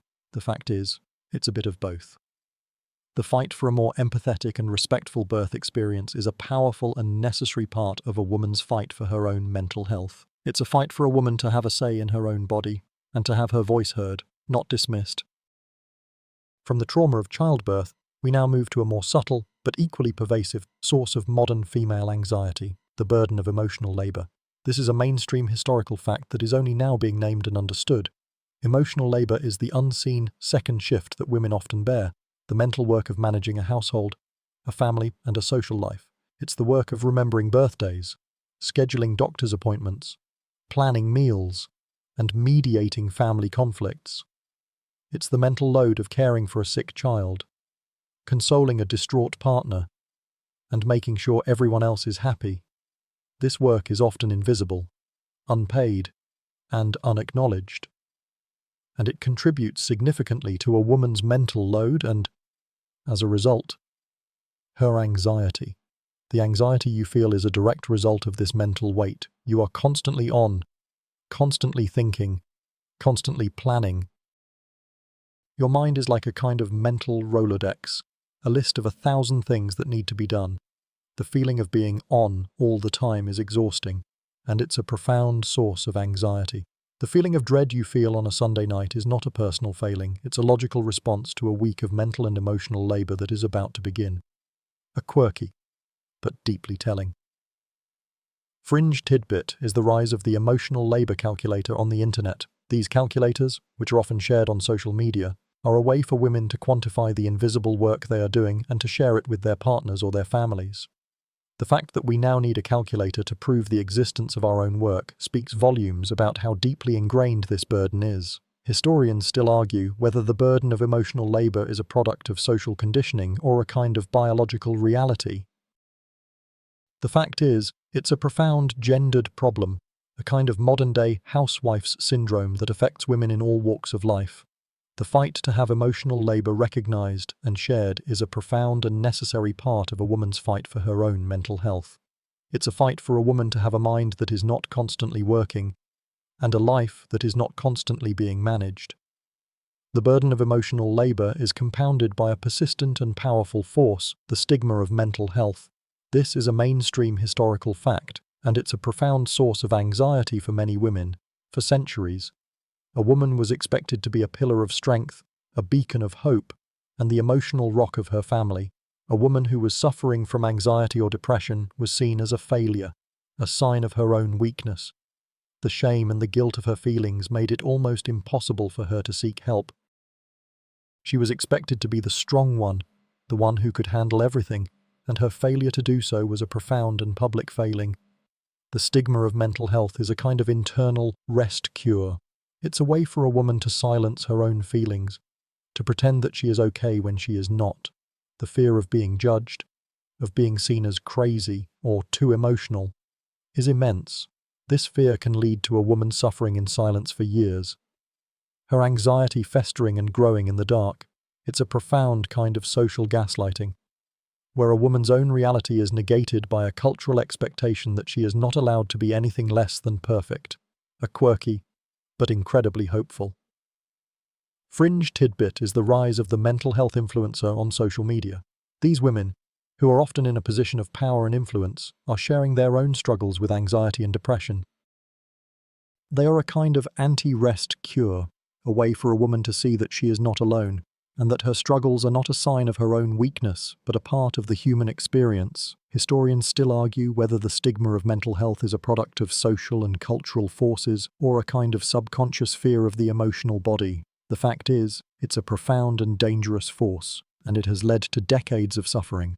The fight to have mental health recognized and treated with the same respect as physical health is a powerful and necessary part of a woman's fight for her own well-being.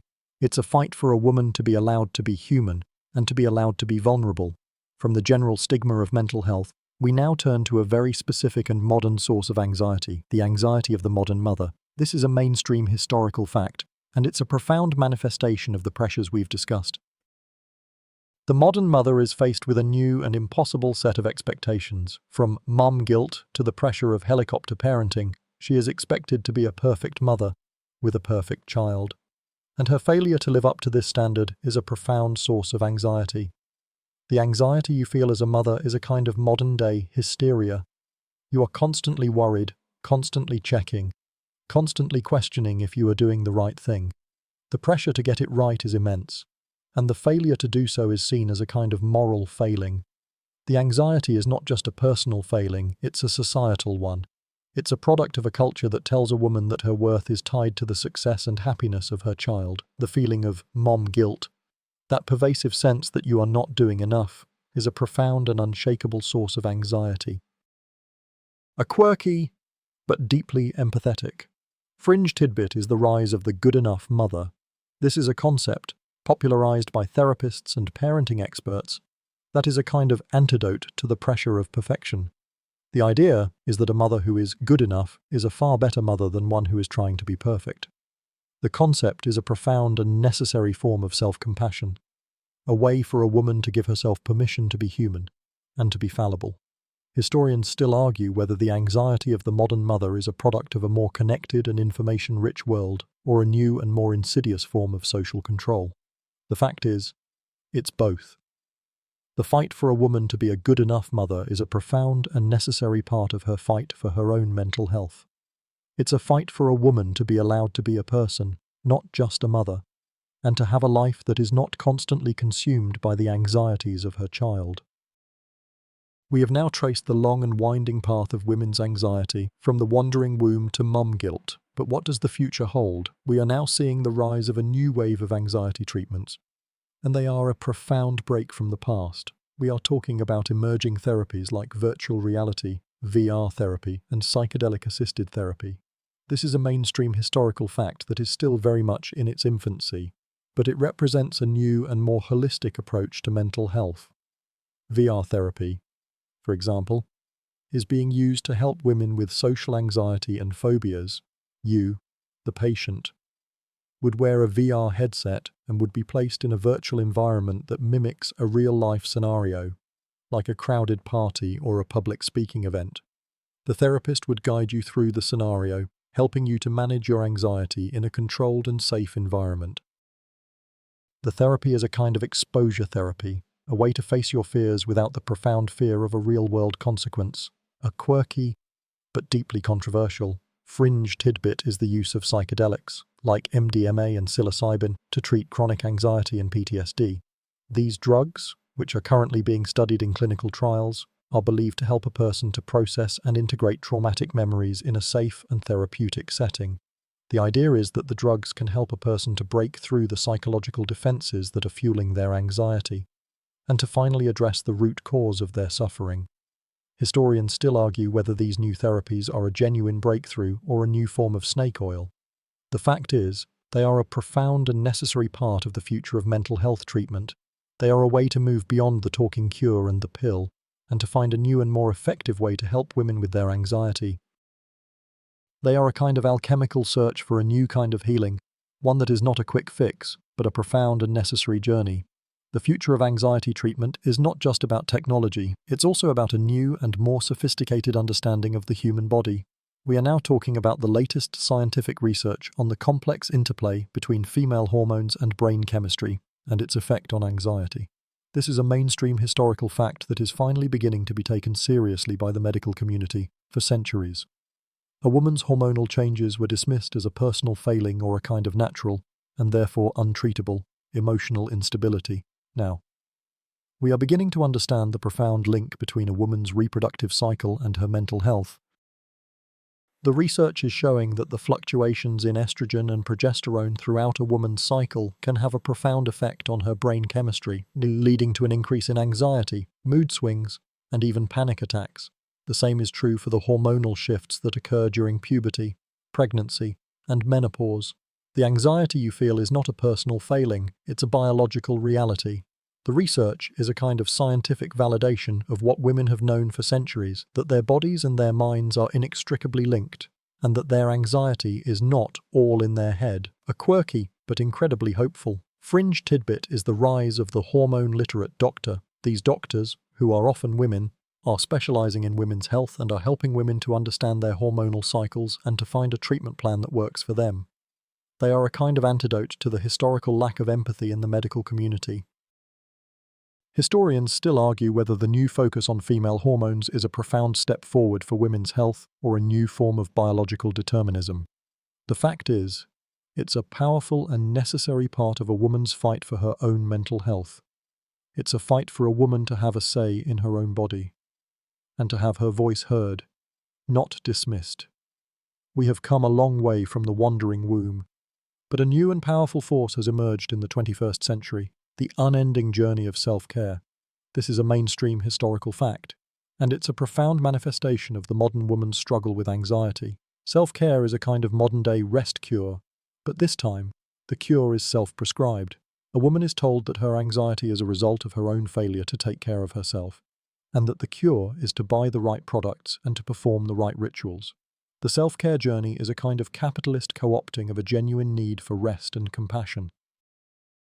A woman is told that her anxiety can be cured with a bubble bath, a face mask, and a gratitude journal. The problem is that these things, while nice, do not address the root cause of her anxiety, which is often a profound lack of autonomy, a crushing burden of emotional labor, and a society that tells her that her worth is tied to her perfection.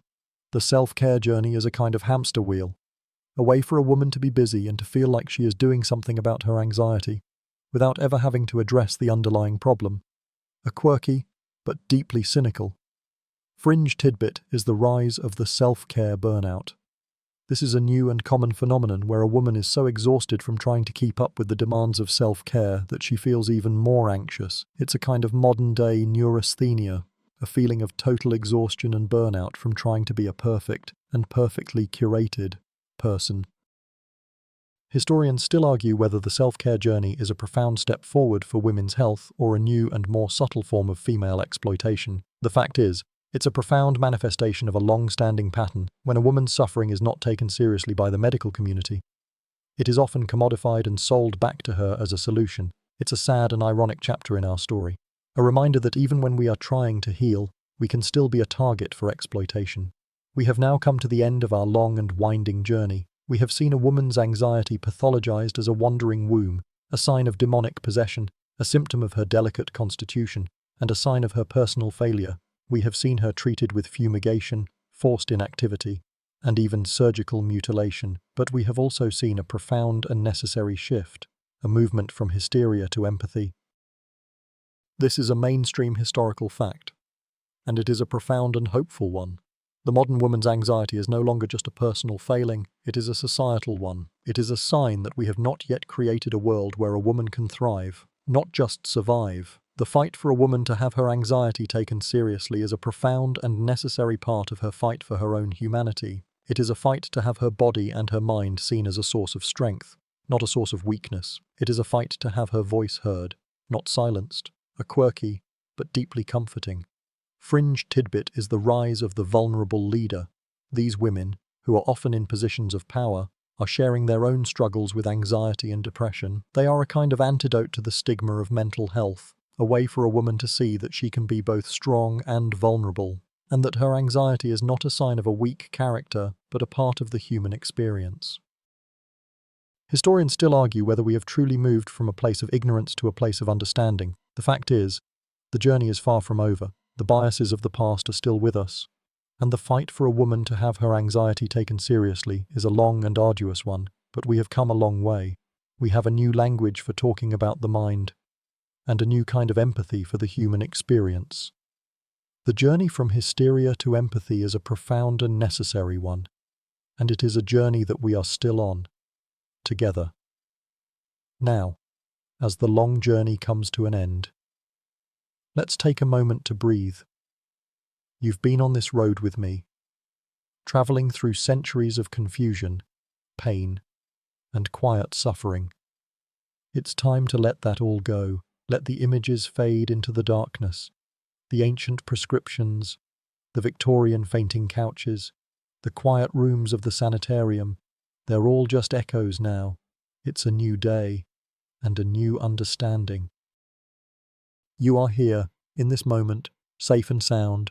Your body is not a problem to be solved, and your mind is not a mystery to be feared. It's just you, and the peaceful hum of the world. Let the gentle darkness wash over you, and as you drift, know that you are a part of a long story of resilience, and that your own story is still being written. Good night. End of script. Sweet dreams.